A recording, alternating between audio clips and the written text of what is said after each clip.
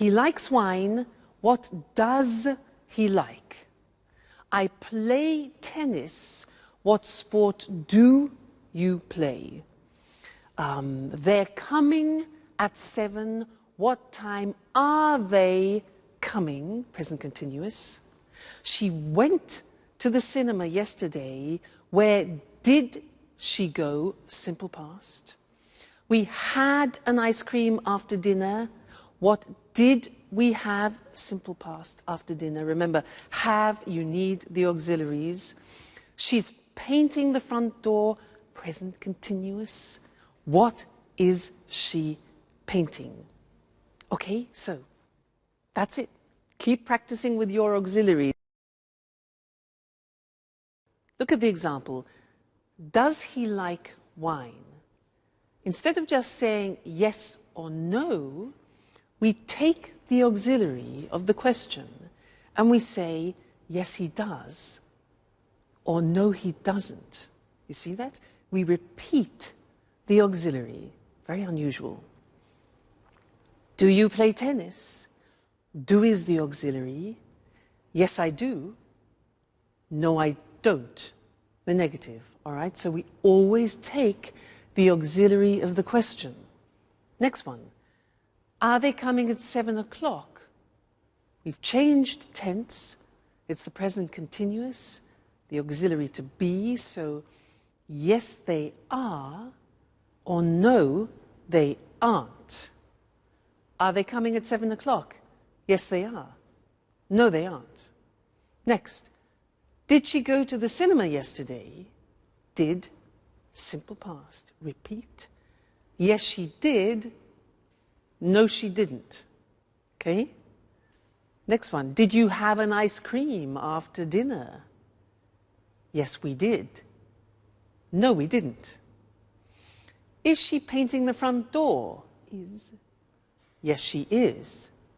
No, she isn't. Were you at home on Saturday? Now listen to this.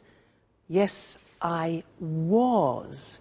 You take the verb to be and you put it in the correct form. So were you? Yes, I was. No, I wasn't. Okay? Is she in the bathroom? Is. Yes, she is. No, she isn't. Do they work in Paris? Yes, they do. No, they don't. Are you living in Florence? Yes, I am. Verb to be, are you? Yes, I am. No, I'm not. So you see, it's really. When you don't understand someone on the telephone, what do you say? Can you repeat, please? No. No. If you ask somebody, can you repeat, please, it's like asking them to vomit. Why? Because there is a small word missing, a very important one. In English, you must say, can you repeat that, please? Very important. Many people make that mistake, and they ask everybody to vomit on the telephone. So remember, can you repeat that, please? Good. Next, when, for example, imagine that you are on the telephone and you want to write something down when the person is speaking. So you want them to... Okay, good. So you stop them. Just a minute. Just a minute. This is difficult. We say in English, I'll make a note of that. Okay? Just a minute. I'll make a note of that. I'll make a note of that. Snap decision. All right? Next one. Imagine you're on the telephone and somebody knocks at the door when you're speaking.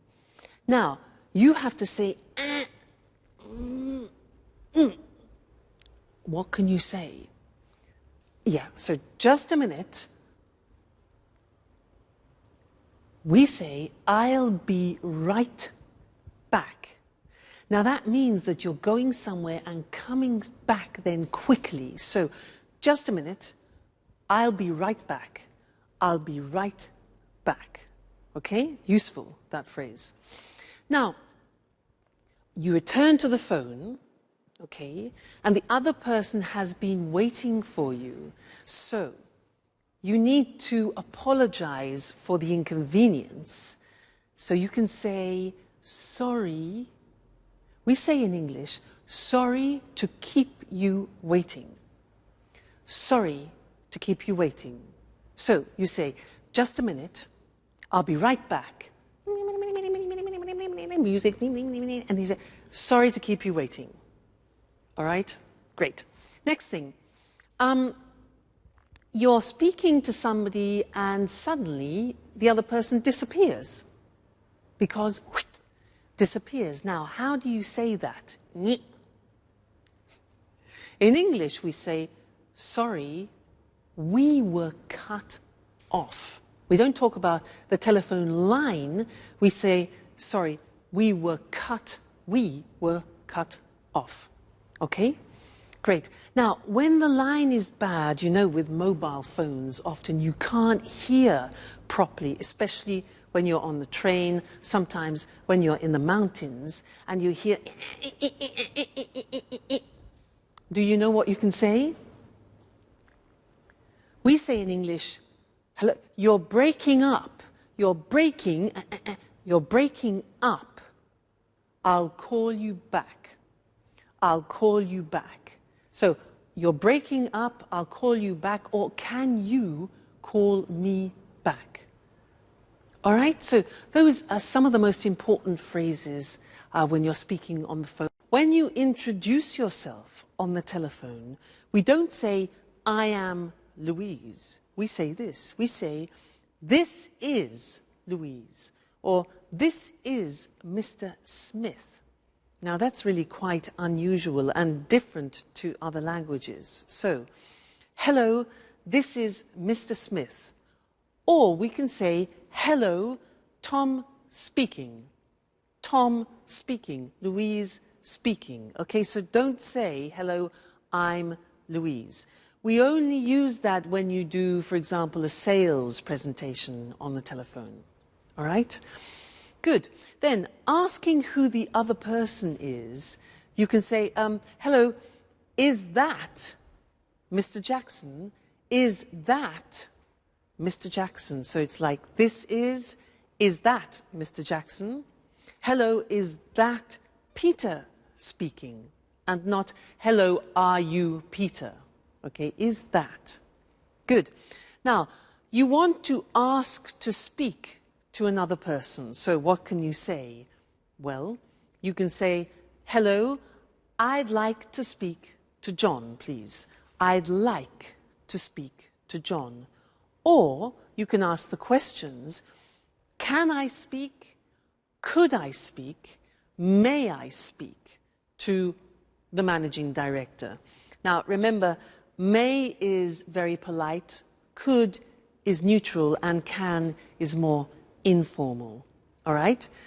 Then we could also say, good morning, could you please put me through to Mr. Smith? Now, put me through to, which is difficult to say, put me through to, is like saying in American English, could you connect me to? All right? So that's connecting people. Now, when you connect a person, you can say, just a moment, I'll put you through to him. I'll put you through to him. You need to practice that a lot. I'll put you through to him. Or, yes, Mr. Smith is in. I'm trying to connect you now. Connect is the other word. And you can say, hold on, just a moment, please. That's to ask people to wait. Okay? Good. Then leaving a message. You could say, you could ask, could you take a message, please? Could you take a message? Or can I leave a message? Then you could say, could you ask him or her to call me back? Could you ask him to call me back? All right? Then the last thing is taking a message. You can ask, can I take a message? can I take a message? Or would you like to leave a message? All right, so there are situations. May I, and we can also say may we. May I, may we. May I ask you a question? May I offer you something? And may I have this dance? So remember, may for formal situations, it's very polite, okay? Then could for neutral situations, which means you can use it in any situation, really. Could I use your phone, please? Could I change the appointment? And could we meet later?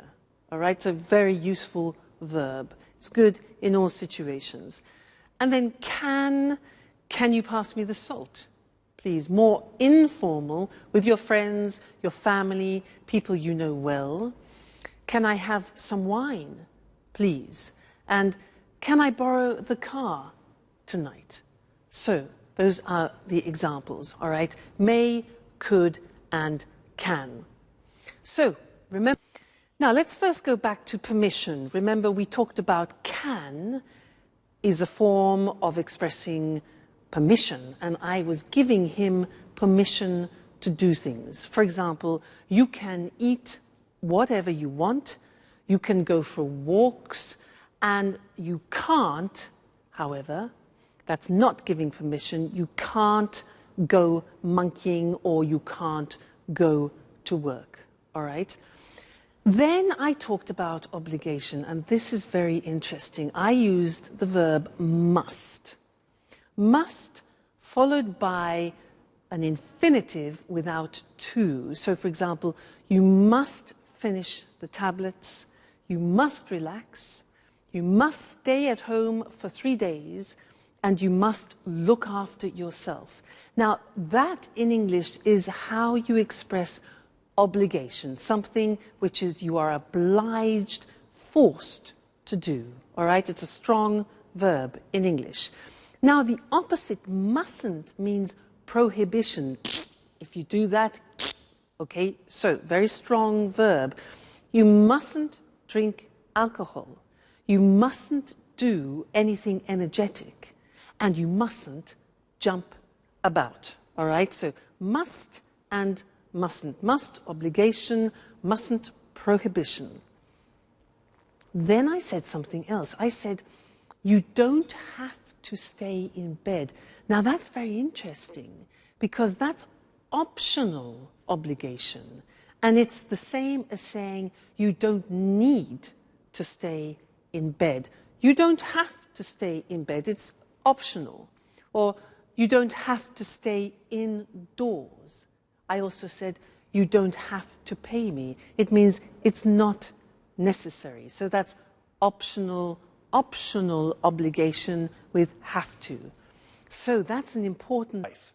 And life in the country, country life. City life is more exciting, but also quite stressful. We say something is stressful when it makes you nervous. The traffic in the city is stressful. Traffic is the word we use for cars, buses, trucks, everything on the roads. When the traffic moves slowly or stops, we say there is a traffic jam. Parking in the city is also stressful. It's often difficult to find a parking space to park your car.